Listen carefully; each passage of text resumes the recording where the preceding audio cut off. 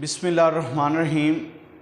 Last video में हमने definition पढ़ी थी इक्वेशन हमारे पास ये थी, वो स्टेटमेंट जिसके दरमियान में इक्वल का साइन आ जाए उसको हम इक्वेशन कहते हैं। अब हमारे पास है इनइक्वालिटी और इनइक्वेशन या इनइक्वालिटी होती है जिसमें से ये less than, greater than, lesser equal, greater और इक्वल में से कोई एक साइन आ जाए उसको हम इनइक्वालिटी कहते हैं। डेफिनेशन देखें, an inequality is a statement that contains one of the symbol less than, greater than, lesser equal, greater और इक्वल, इन चारों में से कोई एक साइन आ जाए तो हम उसे इनइक्वालिटी कहते हैं। अब जैसा कि एग्जांपल है हमारे पास 3 less than 4, 7 minus 9y greater और इक्वल टू 9, तो ये दोनों इनइक्वेशन या इनइक्वालिटीज़ हैं। अब हमारे पास है पोलिनोमियल एक सिंपली एक्सप्रेशन है, algebraic expression. A polynomial is an algebraic expression consisting of one or more terms in each of which the exponent of the variable, क्या exponent of the variable is 0 or positive integers, जिसमें variable की power हमारे पास क्या आ जाए, 0 आ जाए या positive integer. Exponent of the variable की power हो, कांस्टेंट की पावर कुछ भी आ जाए उससे फर्क नहीं पड़ता, तो जिसमें वेरिएबल की पावर 0 या पॉजिटिव इंटीजर आ जाए उसको हम पोलिनोमियल कहेंगे। अब फॉर एग्जांपल 13 है हमारे पास। अब 13 इज अ पोलिनोमियल।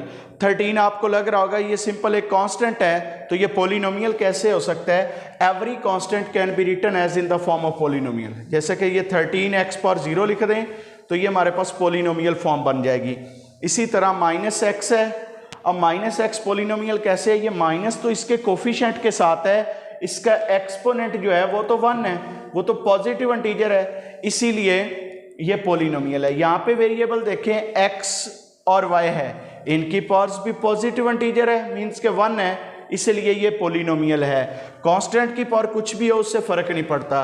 अब यहाँ पे देखें हमारे पास अगर हो x ओवर y तो ये पोलिनोमियल नहीं है। क्यों नहीं है? क्योंकि इसको एक्सटेंडेड फॉर्म में लिखें तो x पावर -1 बनता है, तो यहाँ पे वेरिएबल की पावर नेगेटिव आ गई है, इसीलिए ये पोलिनोमियल नहीं है।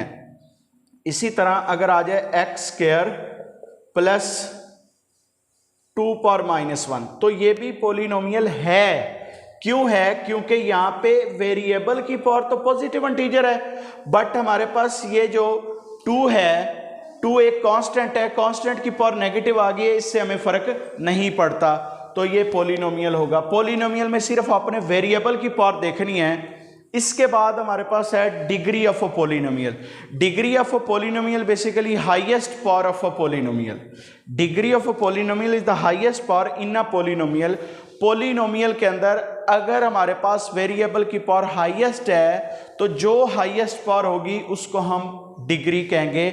इसके अलावा जो पावर होगी उसको हम डिग्री नहीं कहेंगे, सिर्फ हाईएस्ट पावर को। जैसे 2x³ प्लस y है, यहाँ पे x की पावर 3 है, y की पावर 1 है, तो हाईएस्ट पावर 3 है, इसलिए डिग्री इसकी 3 होगी।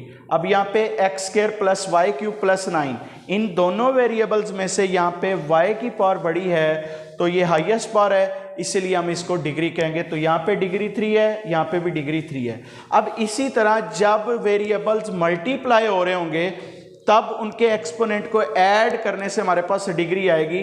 जैसा कि अगर लिखा होता है x² plus y5, x² y5 plus x³ plus 9, अब इसमें से डिग्री क्या होगी?